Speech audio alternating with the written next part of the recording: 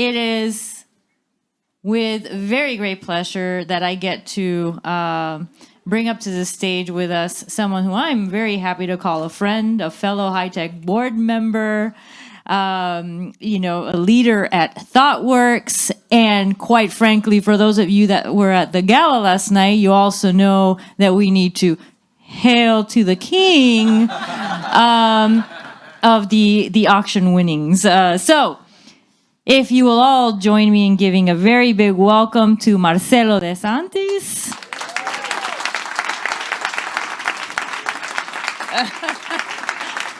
Thank you, Jamila, for the welcome. Great words and of appreciation.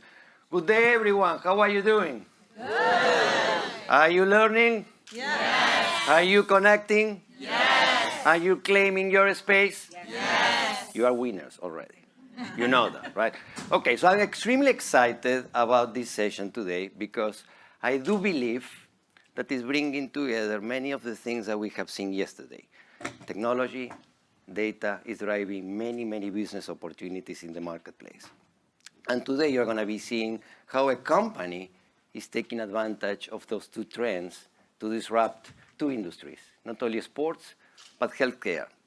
But also I want you to pay attention to our guest, because I do believe I had breakfast with him this morning. I tell you, I would like to have breakfast, lunch, dinner with him. Amazing, amazing person.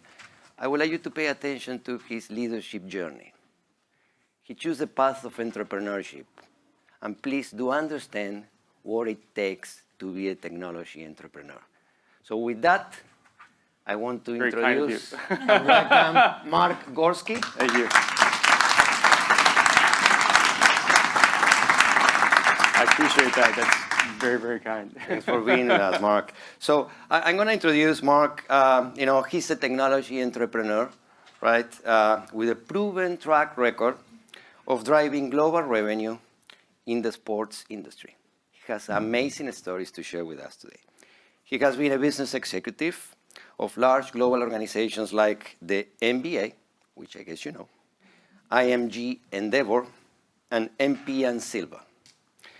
Currently, Mark is the founder and CEO of Sports Data Labs, an award-winning technology startup addressing the foundational issues, listen to this, related to the collection, analysis, distribution, and monetization of real-time human data.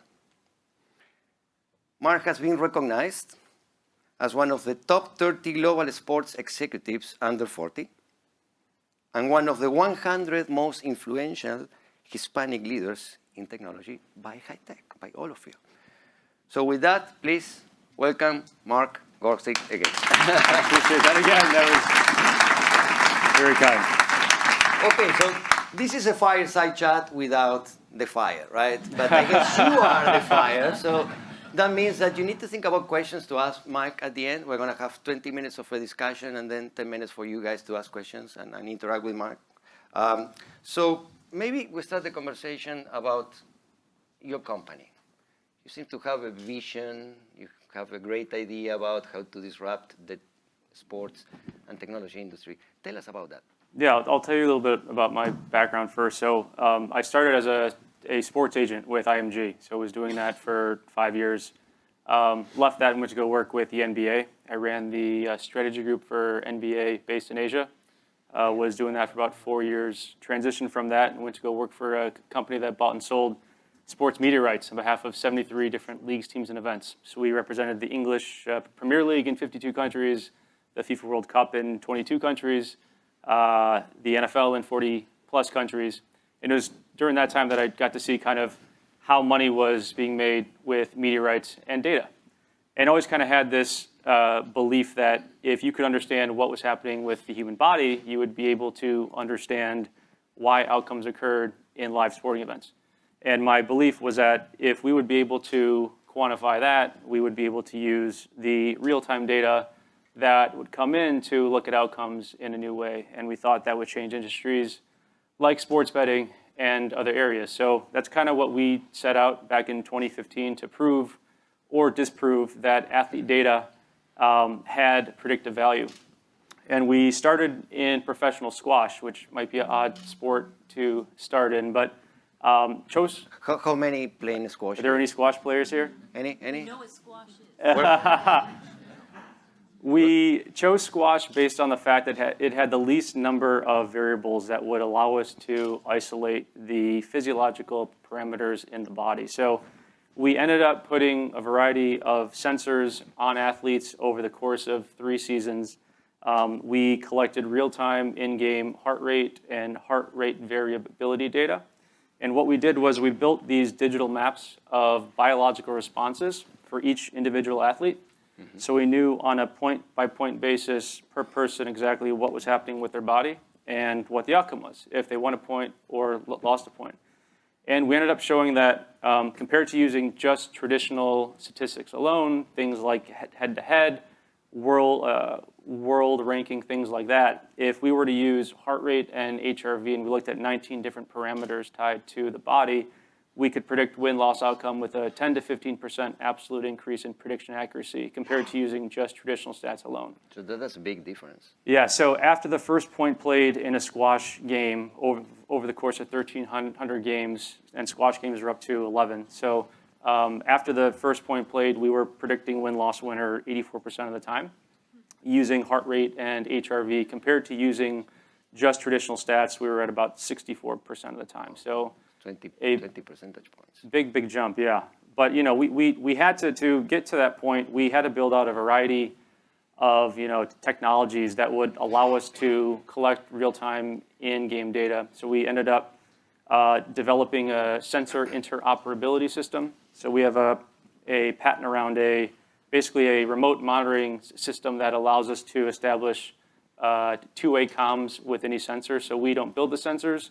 But we provide the platform that allows an administrator to integrate any sensor and establish two-way comms with any sensor. So not only can we ingest that data in real time, but we can now send commands to the sensors to change any parameter in the sensor. So we have kind of a remote monitoring system. We've built out a prediction system. Knowing that athletes are highly sensitive about how their information is being used, we've been developing a consent management system. So the idea that athletes can establish terms, conditions, permissions for how they want their data to be used, that's something that we're seeing quite a bit of traction now outside of sports as well. And then we've been developing a marketplace for human data. Wow. So that sounds controversial. Yeah, I mean, so the idea for us is That wasn't part of it. the idea for us is that we've been able to prove in sports that this data has a lot of value. And the idea is we're helping the data owners, which are the athletes, find avenues to revenue to maximize the value of that data. And we focus primarily, again, on areas like sports betting, where we can use this information to help create real-time odds, to create new products that allow sportsbooks and bettors to get more information, which allows them to increase their margin. So, you look at a sport like tennis, the ATP and WTA. So tennis is the second biggest sport for betting in the world. And sportsbooks, the average margin for non-tennis betting is between 10.5% and 11%. For tennis, books don't predict outcomes very well, so the margins are around 7%. So if we can help close that gap of 7% to 11%, that represents about $5.2 billion of revenue every year, just by helping them predict outcomes better. So we've identified kind of a niche with athlete data, which again is coming primarily from sensors, and we're looking at location-based data, physiological data, biomechanical data, and other information from the body that allows us to create a whole picture of what's going on.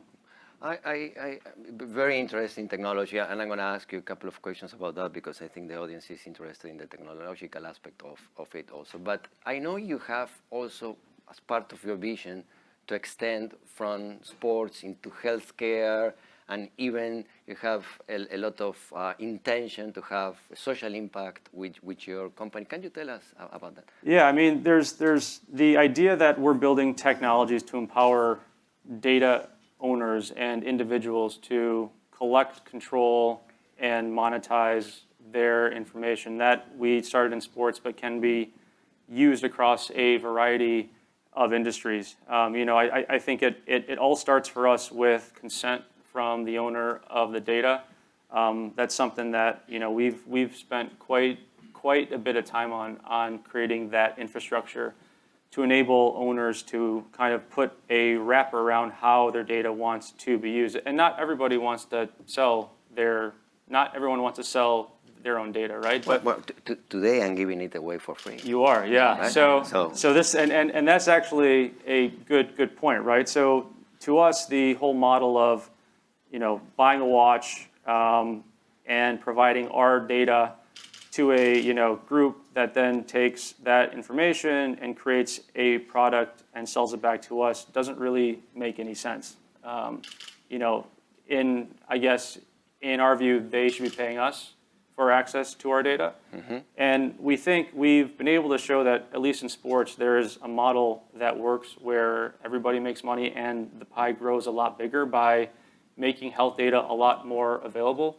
And it's something that we think is translatable to other areas. And I think, the marketplace that we've been building, it's a place where if you're a sports broadcaster and you want 2 minutes of a player's real-time heart rate data, you can go there and get it. If you're a pharma group and want 10,000 sets of anonymized ECG data of a specific type of person, let's say it's age, weight, height, with X conditions, doing basketball for an hour, you can go to our platform Mine your data and get that. So, and I think what's interesting is like the elite athlete, these are elite human beings with elite characteristics that mm-hmm. can be used as a baseline for a lot of different industries. And the things that we observe, like let's take squash, there's what's called an age predicted max heart rate, which basically says that based on your age, your heart can only go to a certain beat per minute. Well, we've seen across squash players, where if age predicted max is 187, we're seeing 209 to 212. And like these are very big extremes that haven't really been documented in academia yet. And that's because I think the way in which we're collecting data, but the environment and the context that we are collecting it in has significant value to other areas that it's just really hard to collect. So let me clarify this. So you are getting a lot of contextual data. Yes. That actually enrich the data that I might get from any of those. It's all about context, right? And we work with a lot of sports organizations. So we're the data licensing arm for the NFL Players Association. So we do all NFL player performance data. We just signed that deal a few months ago. So congratulations. Thank you very much. We're doing that for the next 7 years. So, but it's I'd say a lot of orgs that we work with are all asking, we have all this data, what do we do with it? No one's really asking, is this data actually any good? And they're starting to ask that a lot more. And, mm-hmm. Good data for one use case may not be good data for another.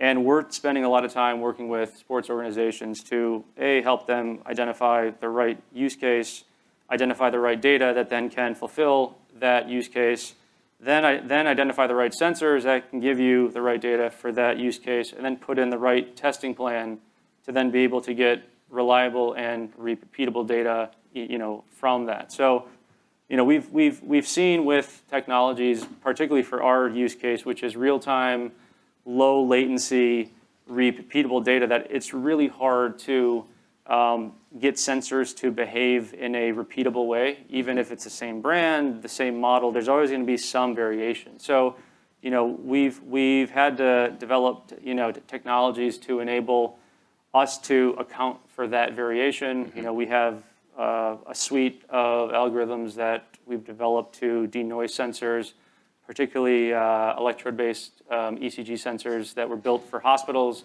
that we've repurposed now for sports. So like the little small ones that can bend, stretch, twist, that were built for a individual who doesn't move. We've now been able to expand the use case of those sensors and usability based on sports. So. Excellent. So amazing business model and amazing technology behind it. Let me ask you a question from a different lens, right? You got into, being a CEO of a tech startup. Long time ago. And many people here, might be interested in becoming a tech entrepreneur or, becoming a founder of the companies. How was your journey? Yeah, I mean, it was, so I always wanted to kind of know what I was made of and like wanted to really understand what I could do. It wasn't, if you're starting a company for money or for anything like that, you're not gonna. It's just not gonna work. I started this 8 years ago. A lot of ups and downs. Lots of times where we didn't know if we were gonna pay the bills the next month. So it was a very hard journey, but we were so committed. Our team was so committed and driven. I think to our initial purpose, which was to see if this data had value, but now it's obviously much broader in terms of empowering individuals, right, with their information to do what they want with it. And that's been a pretty great journey for us. Again, it has not been easy. It's been a very rough road, but we're very excited to be here now. So. Let me ask you another question on your leadership journey. Did you ever think about abandoning your idea? And what did you do if that happened? No, to be honest, you always find a way. So it's never, failure has never been an option for me with this. There were always things that I wanted to do. And, it's been 8 years. You see some startups that, after 6 months, 12 months, 18 months, they raise a ton of money. They're growing very, very fast. That wasn't us. Like we've been building an industry that didn't really exist. And that was always kind of when I talked with, groups in 2015, in 2016, they had no idea what I was saying. Still, even probably 3 years ago, people had no idea what I was saying. Even now, people have no idea what I'm saying. So sorry for all of you who do not understand what I'm saying. So. But yeah, it's been for us, it's been about education, right? And like, we're still very early, and we're building a business that might disrupt things for a lot of groups today. But at the same time, we think getting data in a lot more hands. I mean, you think about the ability to live longer and healthier lives. That's all going to be driven by access to data, and that's what we're trying to solve for. Is enabling groups that have the expertise to get their hands on the right data to be able to solve for the right issues. Excellent. Tell us about your linkage with the Hispanic, Latino, Latinx community. Yeah, so my mom is Mexican. My mom worked at a candy store. My grandfather was a bus driver. My grandmother was a cook at a Mexican restaurant. My dad, Polish, Ukrainian descent, and accountant. So, we didn't have a ton, but a lot of love in the household. But I learned very young how to work and work hard. So, there's a lot of things that you can't control in your life, but there are certain things that you can, and work ethic is absolutely one. And it was instilled in me quite early on to get after it and just do it. So. That's what we're trying to do now. And we can see that. Yeah. Let me tell you. We're going to go into Q&A, so get ready for good questions for Mark. I'm going to ask you a question. We are 2 weeks or 3 weeks from the World Cup. You have tons of data. Tons of insights. I'm just saying, we are expecting that you have a point of view. I leave it there. I would say, so we work with Leeds, who plays in the Premier League, and they had a winger last year who now is with Brazil, and he was under the radar for a bit. I'm a huge Brazil fan. I think they have a great squad. I would, if I was betting, and I do not many bet. Brazilians? So, Yeah. Rafinha, he's fantastic, and I don't bet, but if I did, I would put my money on Brazil this year. So. Okay, good, good. Again, that's not betting advice. I do not bet. Nothing like that. Disclaimer. Excellent. So let's go to questions. And I can see a hand over there first, and then we go here, and then we go here. It's great to hear this stuff. I've been a fan of tennis, play tennis, teach tennis, and think about even the dynamics in a match. Yeah. That happen, that so many people are trying to guess, is he nervous? Is it really affecting them or her, and what is going on? That's a competitive advantage also, and now they're allowing coaching. I'm just curious if you're seeing that, like Formula One cars or others that shoot out all this data, and then the teams are making adjustments in the cars. How do you see it potentially affecting and eventually a business model for charging for better performance, because you're getting all that data from the player, and as a coach or as a rival coach, you have some insight. Yeah, I mean, historically, there hasn't been enough money, just to be quite frank, in performance data compared to other use cases like betting. I think tennis specifically, the WTA flirted with, obviously, in-game coaching. The ATP hasn't been there yet. I think you'll definitely see, once these sensors become a lot more mainstream, the ATP obviously has been collecting location-based data for a number of years now. They're actively looking at things with us in terms of creating kind of a more, I'd say, comprehensive data solution.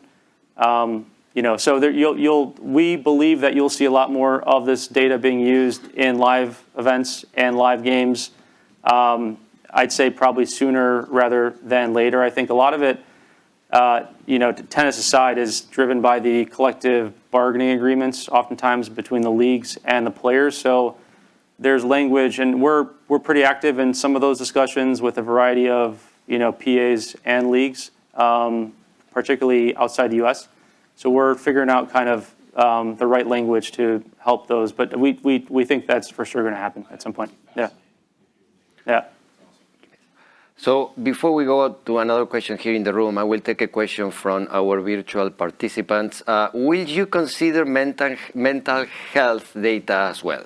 The mental condition of an athlete plays a role in athletic performance.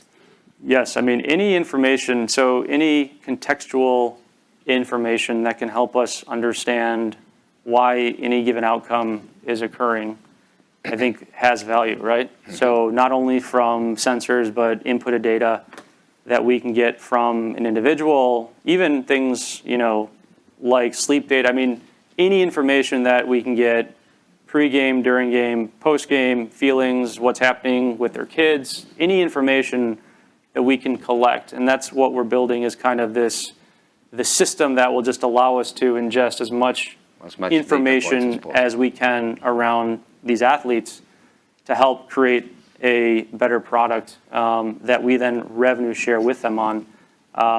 So we absolutely would be considering that. But again, that is dependent on, I guess, the athlete's consent to us, sharing that information. Sharing it. And there's ways that we can use it. So the way that our system works is the data is actually, so let's take squash and our ability to predict and then create odds based on that. Data is actually not publicly available. It's only reflected in the odds, so it only sits in our system, and we then basically we generate an odds number on a point-by-point basis. So there's no real risk for the athlete, let's say, in that scenario, to have their data out there. Yet they're also being paid for it, which is great. So, we see maybe with mental health, there's going to be a lot of sensitivities there, and it's going to be up to us to obviously find ways, which I believe that we're we're actively exploring it now. Excellent. Where it's not being it's not being exploited, but still being used. Excellent. Thank you. Please. Hi, thank you for sharing your story. I just had a quick question. With any new opportunity, whether it's opening a business or starting a new position, right, there's always a risk associated. And sometimes that may be what holds some of us back. How did you overcome that fear of failure? Yeah, I mean, there was a big, well, it wasn't a, I mean, I definitely failed with this, you know, with this endeavor. There's been a lot of failures there. I think it was just, I really wanted to see what I could do. And I think that getting outside of your comfort zone, like, was really something that I had a hard time with. I was always on a very specific sports path. I liked the comfort of the big brands.